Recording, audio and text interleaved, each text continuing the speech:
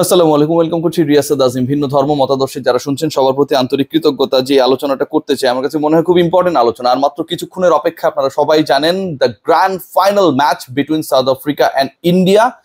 2024 টি-20 বিশ্বকাপের ফাইনালি শ্রেষ্ঠত্ব কার, আমরা সেই উত্তরটা পেয়ে যাব। তবে সেই উত্তর পাওয়ার আগে কিছু কিছু প্রশ্ন তৈরি হচ্ছে। এই কোয়েশ্চেন্স গুলো তৈরি হবার পেছনে সবচেয়ে বড় যে রিজন, সেটা হচ্ছে এবারের বিশ্বকাপের কন্ডিশন, উইকেটের আচরণ এবং একই সাথে ভেন্যু থেকে ভেন্যুতে যত খেলা পরিবর্তিত হয়েছে, ভেন্যু শিফটিং এর সাথে সাথে ম্যাচের গতি প্রকৃতি, ম্যাচের প্রবাহ সবকিছুতে এর একটা ইম্প্যাক্ট পড়েছে। আমাদের খেয়াল করে দেখি ওয়েস্ট ইন্ডিজের যে খেলাগুলো হয়েছে স্পেশালি, সেই ম্যাচেসগুলোতে আসলে রান খরা খুব বেশি ছিল। সেন্ট ভিনসেন্টের যে ম্যাচেসগুলো হয়েছে সেই ম্যাচেসগুলোর অবস্থা আরো খারাপ। বাংলাদেশে খেলা আমরা দেখেছি, সেখানটায় আমরা দেখেছি আফগানিস্তানে খেলা, আমরা দেখেছি নেপালে খেলা, দক্ষিণ আফ্রিকা যারা ফাইনালিস্ট তাদেরও খেলা। বাট এরকম টি-20 ক্রিকেট তো আসলে কেউ চায় না। বার্বাডোসের কেনসিংটন ওভালে যে খেলাটা হবে, কিংস্টাউনের যে মাঠে খেলাটা হবে, সেখানটার ব্রিজটাউন ইনফ্যাক্ট, সেখানকার উইকেট, ওয়েদার কন্ডিশন কি, কত রান হতে পারে, কয় নাম্বার উইকেটে খেলা হতে পারে, সেখানটার উইকেট ব্যাটসম্যানদের জন্য ফেভারেবল নাকি বোলাররা সেখানটায় ডমিনেট করবে, সেই আলোচনাটা করতে চাই খুব শর্টকাটে। আমি যতটুকু জানি বা আমি যতটুকু দেখার চেষ্টা করছিলাম যে এই পার্টিকুলার মাঠটায় এবারের বিশ্বকাপে 200+ রানস হয়েছে, 200+ রানস হয়েছে, যেখানটায় 120, 130, 140 রান কি অনেক বেশি বা বড় মনে করা হচ্ছিল, সেখানটায় 200-র যে ম্যাজিক ফিগার, সেই ম্যাজিক ফিগার হচ্ছে ক্রস করেছে অস্ট্রেলিয়া এই মাঠে। এখানটা 165 হয়েছে, ইংল্যান্ড সেটা করেছে। ওই 200 এগেনস্টে হয়তো সম্ভবত 165 করলো তারা। আমাদের খেয়াল করে দেখি এখানে 180+ রানস হয়েছে, যেটা করেছে ইন্ডিয়া।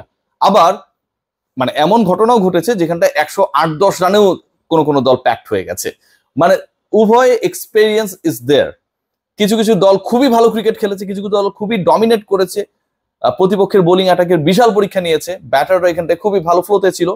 আবার কিছু ক্ষেত্রে ওই যে বললাম যে 108-9 রানেও হচ্ছে অনেক দল হচ্ছে প্যাকড হয়ে গেছে, এর বেশি করতে পারে নাই, সেই এক্সপেরিয়েন্সটাও কিন্তু এখানটায় রয়েছে। So this field and the wicket, এটা আপনাকে 100% গ্যারান্টি দিচ্ছে না যে it's going to be a very high scoring match, কারণ দুই ধরনের এক্সপেরিয়েন্স আছে। একটা ব্যাপার গ্যারান্টেড, এখানটায় পেসাররা খুব ভালো করে। এখানে যে ম্যাচেস গুলো হয়েছে সেখানটায় স্পিনারদের থেকে পেসারদের উইকেট পাওয়ার প্রবণতা অনেক বেশি ছিল। যে উইকেটে খেলা হবে, কোন উইকেটটা আসলে খেলা হবে, এটা হচ্ছে উইকেট নাম্বার 4। 8টা উইকেট রয়েছে এখানটা এবং 8টা উইকেটের মধ্যে 4 নাম্বার উইকেট যেটা, সেই উইকেটে খেলা হবে। 4 নাম্বার উইকেট কোনটা বা ওই উইকেটের আসলে আচরণটা কি, সেটা যদি আমরা বোঝার চেষ্টা করি, এই জায়গায় নামিবিয়া এন্ড ওমানের ম্যাচ হয়েছিল এবং স্কটল্যান্ড ইংল্যান্ডের ম্যাচটা ওইখানটায় হয়েছিল। এখন 4 নাম্বার উইকেট যেটা, যেখানটায় হচ্ছে নামিবিয়া, ওমান এবং স্কটল্যান্ড ইংল্যান্ডে ম্যাচ হয়েছে, সেই উইকেটে কিন্তু তুলনামূলকভাবে 150+ রানস হয়েছে। এরকম একটা ট্রেড আমরা দেখতে পেয়েছি। সো 4 নাম্বার উইকেটে যেহেতু খেলাটা হবে, আমরা আশা করতে পারি, এক্সপেক্ট করতে পারি যে ইটস গোয়িং টু বি আ, কি বলবো, প্রপার টি-20 উইকেট। সেটা যদি হয় তাহলে আমার কাছে মনে হয় বিশ্বকাপে যেই দলই শেষ পর্যন্ত জয় পাক আর না পাক, that's not an issue. Issue is that যে খেলাটা হবে সেই খেলাটা প্রপার টি-20 খেলা হবে। So we all R expecting, we all are very much hopeful on that যে এবারের ফাইনাল সেমিফাইনালস গুলোর মতো অন্তত এক পেশি হবে না। এবং বার্বাডোসের যে উইকেট, যে ক্যারেক্টার নিয়ে আমি কথা বললাম, 4 নাম্বার উইকেটে ক্যারেক্টারটাও আমাদের কাছে অনেকটা ক্লিয়ার। এই ক্যারেক্টার যদি উইকেট শো করে, দেন যেই দলই আগে ব্যাট করুক বা চেস করুক না কেন, রানস হবে। বোলারদের জন্য কঠিন পরীক্ষা অপেক্ষা করছে, তবে পেসাররা যারা, তাদের জন্য এখানটায় যথেষ্ট সুবিধা রয়েছে বলে এখন পর্যন্ত স্ট্যাটিস্টিক্স তাই বলছে। সবাই ভালো থাকবেন, টেক গ্রেট কেয়ার।